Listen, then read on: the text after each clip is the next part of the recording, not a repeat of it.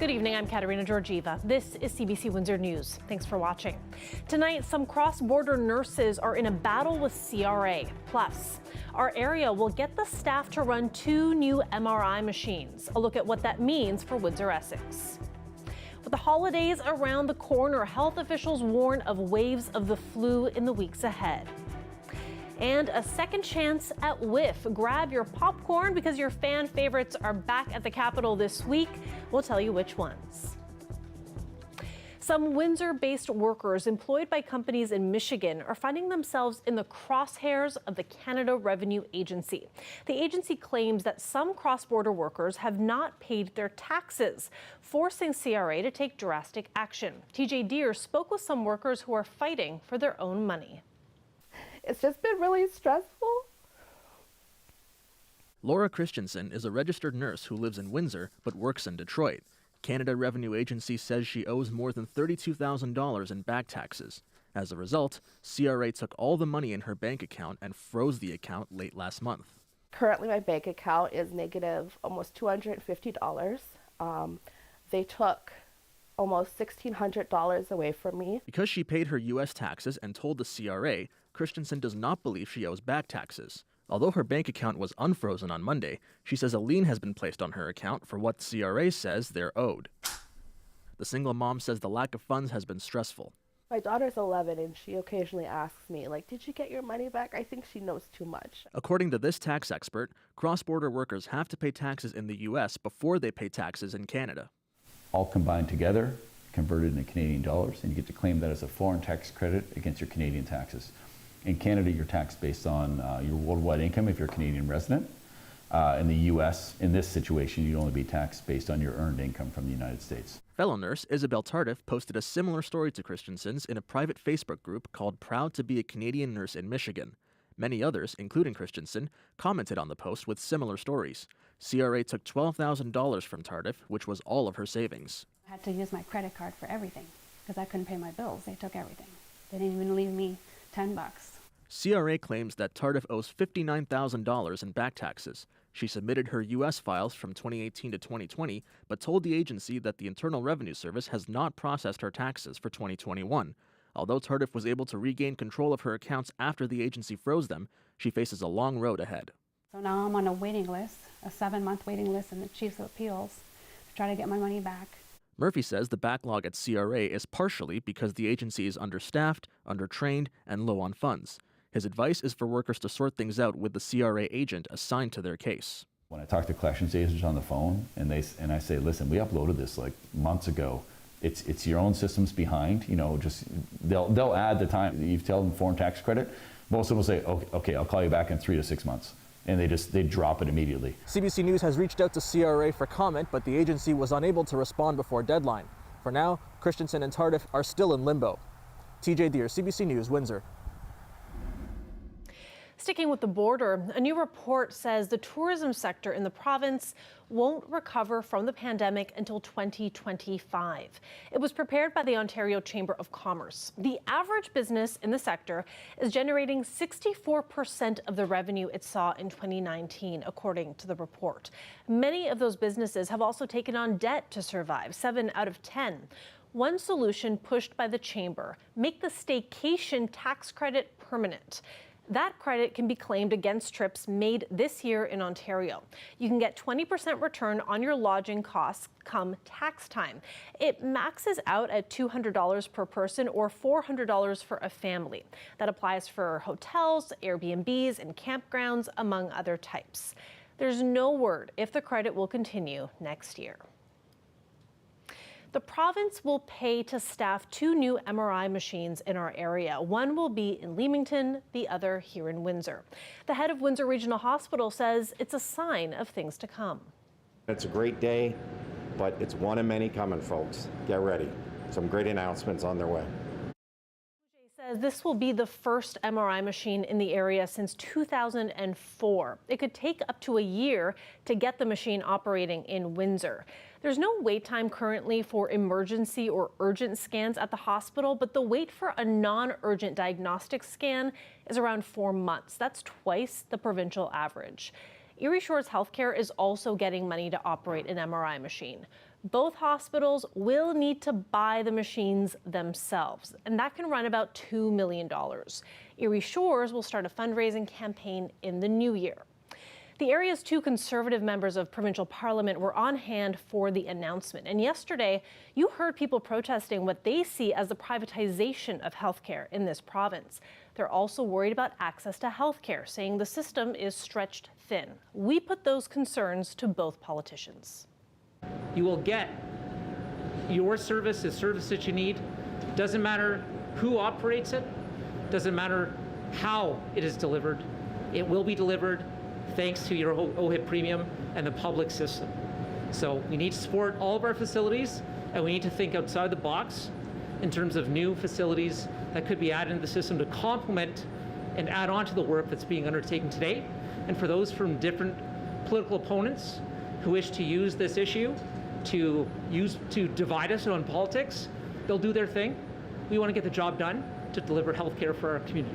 That's privatization. That's the way you're saying it's going. Yeah, we just had an announcement of $1 million in operating funds. That's every year to operate the MRI machine that's going to service Windsor and Essex County residents. That's a commitment to public health care. That's what you got in your hands, public health care delivered by the provincial government, guaranteed, and that's the commitment we've received. Thank you. The man who conducted an independent review of Hockey Canada leadership appeared before a parliamentary committee by video conference today.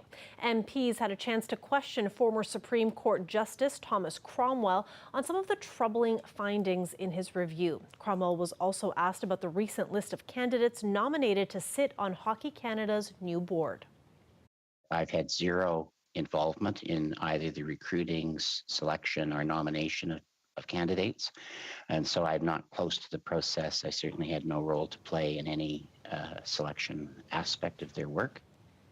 9 new names have been suggested to fill the vacant board seats. The board stepped down in October after weeks of scandal surrounding several cases of alleged sexual assaults by players. Cromwell's report found significant transparency and oversight problems at Hockey Canada and found Hockey Canada used various funds to respond to sexual assault claims. Harnessing the power that feeds the stars has long been a staple of science fiction, an elusive goal that nuclear scientists around the world have been pursuing for years. But now, researchers in California say they've managed to achieve fusion ignition. Magda Gabricelese looks at the tiny scientific spark that has experts fired up. This is one of the most impressive scientific feats of the 21st century. This breakthrough opens the door to a possible future powered on clean, cheap, and unlimited energy. The energy that powers the sun, well, these scientists recreated that in a lab on a smaller scale. They succeeded at making nuclear fusion, the process of combining 2 or more atoms into one using nearly 200 lasers and reaching a goal of getting more energy out than was put in. Here's more from the director of the lab. The science and technology challenges on the path to fusion energy are daunting, but making the seemingly impossible possible is when we're at our very best. Ignition is a first step, a truly monumental one that sets the stage for a transformational decade in high-energy density science and fusion research, and I cannot wait to see where it takes us. With today's news, you have a lot of excited experts, but there are also those giving a reality check. One expert said that with this project, the energy produced was enough to boil about 11 liters of water. So there's no quick fix here. But overall, there are big long-term goals with this kind of energy to eventually power cities, among other things. But that's down the line. Right now, this is big for President Joe Biden's agenda. He's been pushing for a green energy future. And with today's news, the possibilities are endless, according to the U.S. Secretary of Energy. If we can advance fusion energy, we could use it to produce clean electricity, transportation fuels, power heavy industry, so much more. It would be like adding a power drill to our toolbox in building this clean energy economy. She said the Biden administration is committed to commercializing fusion energy within a decade. Magda Gebreselassie, CBC News, Washington.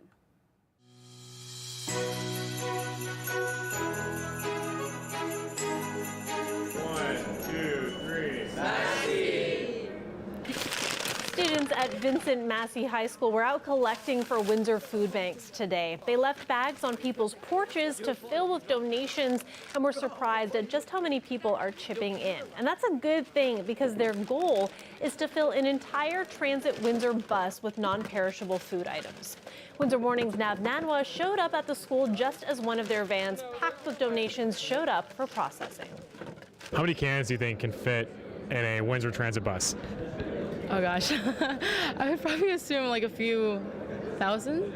Yeah, a few thousand. What about you? Yeah, I think it's gonna be definitely more than 1,000 cans. Yeah. We've already gotten like I think 300 or 400 or more, and it's not even packing the whole like basket thingy. But honestly, like I say, 10,000 cans, 15,000 cans. You being out there in the community, what did it mean to you personally to be able to go out and try to make a difference? 100%. Inflation, to be honest, like kind of affected all of us.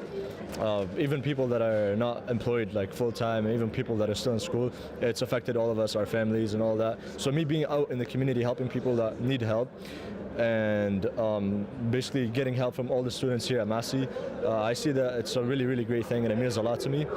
And I believe that it means a lot to the other students too.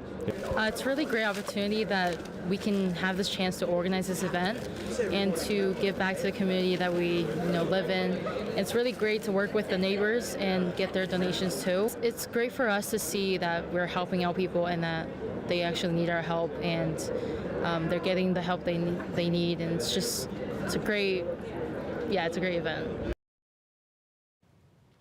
It is time for an encore. If you didn't get a chance to catch some of the top flicks from the Windsor Film Festival, you've got one more opportunity. 4 favorites will be back at the Capitol this week. And if you go, be sure to bring some canned goods with you. Here's my conversation from earlier today with WIF exec Vincent Georgie. We're very, very excited to bring back 4 festival favorites. These films just had to come back to Windsor before the holidays. So we've got Nick Shields' new film, the Williston Manor film, which is a really, really fantastic film and very, very popular at the festival. That film is back. In April of 2020, I went into the forest near my house to photograph wildlife for the first time. Got Michael Evans' new film, A Year in the Forest. That film is also back as well. It's a really beautiful, beautiful film. And we've also got the French thriller Black Box. Vous êtes allé trop loin. And then the beautiful Canadian Syrian story, Peace by Chocolate. Those chocolates are amazing. Oh my God, they're so good. So 4 major favorites from the festival are all back this week. How did you select these 4? To be honest, our audience told us. Our audience is a very engaged audience, and these were films that came up time and time again as being favorites, that were beloved, and also people wanted a chance to see it again or see it for the first time. And what do you think that tells us about the Windsor audience? I think for the Williston Manor film, what it really shows is community pride. People are so proud of Williston Manor and of the local history. I think that's what it shows, that film being so popular. I think with A Year in the Forest, it shows our love of nature and the incredible green spaces that we have around our community and that we need to protect. I think with the choice of Peace by Chocolate, I think it shows Windsor's openness to the world and openness to peace and to kindness in the world. It's a very kind film. And I think with Black Box, I think it shows that Windsor likes a little bit of a good thriller, a little bit of excitement. And what's the response been to these encore features? It's been fantastic. Right out of the gate. We booked these 3 days here at the beautiful Capitol Theatre, and right off the hop, the sales were flying for these films. People really wanted to catch them. We've got a lot of people reaching out saying, I didn't get a chance to catch that one during festival, or some people actually coming back for a second or even third time. So it's a really good chance also to enjoy something pleasurable before the holidays as well, and just take it in. And even some people I was talking to made these early holiday presents and that too, to friends and family to come see these films. And wonderful for us, you've partnered with CBC Sounds of the Season, and people can actually bring donations here. Talk about that. Absolutely, you can. We're very, very proud to partner with CBC and the Sounds of the Season program. So as you're joining us here for our films for WIF over the coming days, you're welcome to bring any canned goods or non-perishables here at the Capitol Theatre, right under the Christmas tree. We're happy to receive those, and then go in the boxes, and that way we can do something meaningful for the community as people come and enjoy some films. And those festival favorites, they'll be playing at the Capitol from the 14th to the 16th of December this week. And full disclosure here, Mike Evans works with us here at CBC as a video producer, and he was the person behind one of those 4 favorites, A Year in the Forest, and he was an editor on the film about Williston Manor as well. Right now, we've got a live look at our city. We had yet another day of cloudy conditions, and later we've also got winds on the way later in the week. A special weather statement is in effect. Colette Kennedy will have more on this right after the break. Stay with us.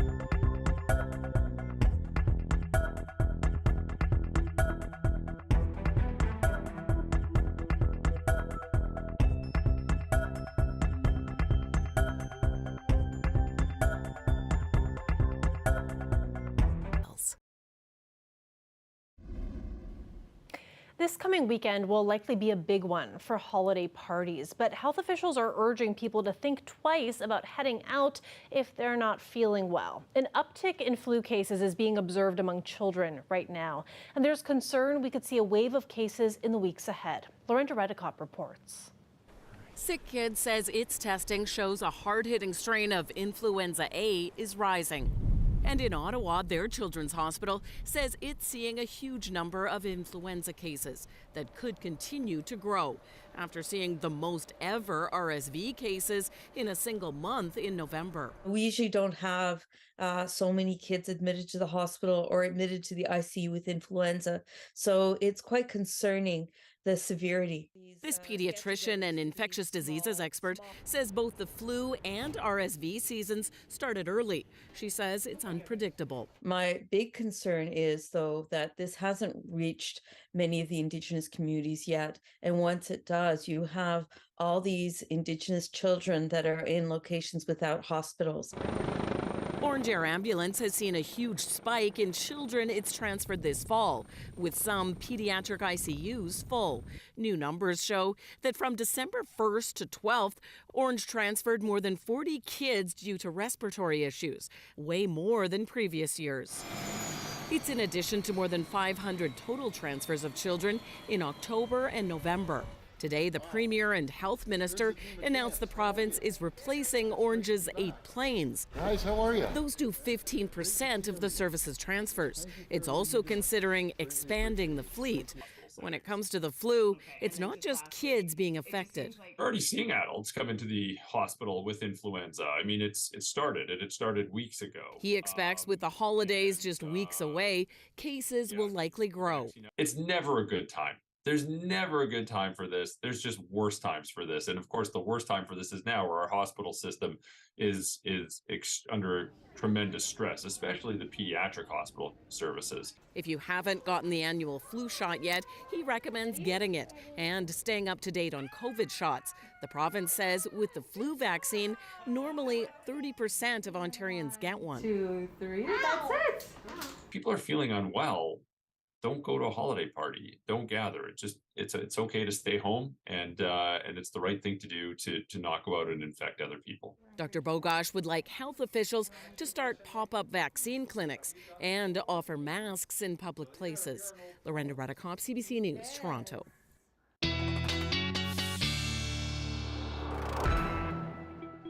Colette Kennedy joins us now for a look at our weather forecast. Colette, some strong winds on the way later this week. Some strong winds, exactly. We're really going to be seeing that along with what will mostly be rainfall for southwestern Ontario. But hey, travel alert that where this is going in the province, it's going to be turning this storm system turning into mix and then even some snowfall. So if you need to travel or you're planning to, Thursday, even Friday, not the greatest time for it.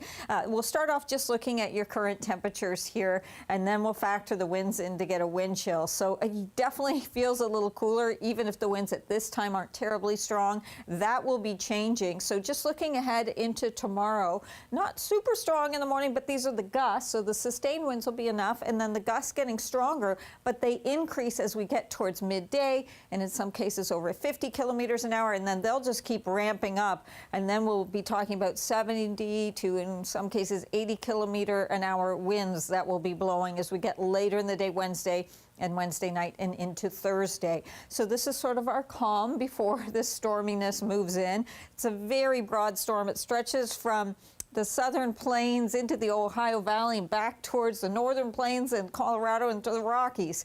So it will move through at a decent pace, but it's so large that that's why the impact may linger for a while.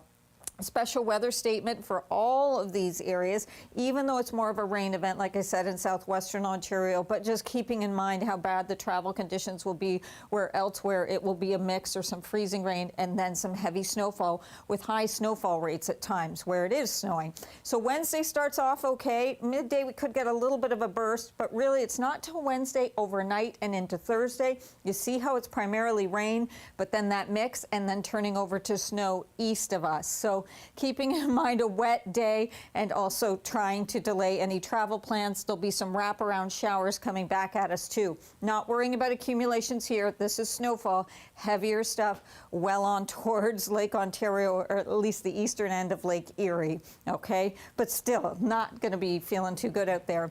Having a look at what's happening with our temperatures, there's a reason why it's rainfall into southwestern Ontario, up to 7. I don't think we'll really be able to enjoy that so much, that mildness, and then cooling back down behind that. Yeah, Thursday not looking so nice, but thanks for that, Colette. Yeah, you're welcome. When we come back, a look at life-altering technology helping children in Canada. Stay with us.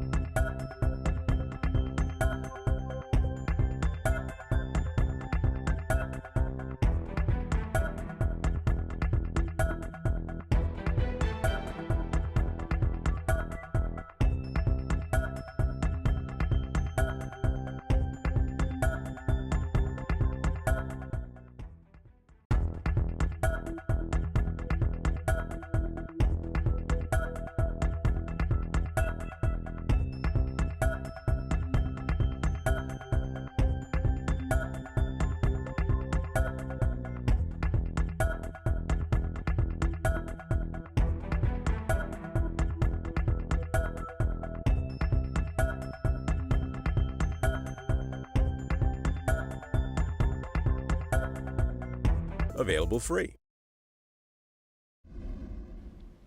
Scientists at the University of Alberta have teamed up with kids to show off some new life-altering gadgets. They help children with motor impairment do things like turn on and off switches using their brains only.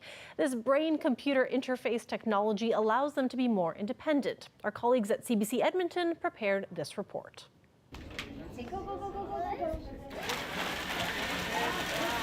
Claire has cerebral palsy. It affects her entire body. So she needs help with pretty much everything. The biggest thing I can say to anyone is not to underestimate these kids. She hears everything. She understands everything. And when we give them a way that they can show what they know and what they can do, it is just, it's a light at the end of the tunnel. Like the possibilities are endless.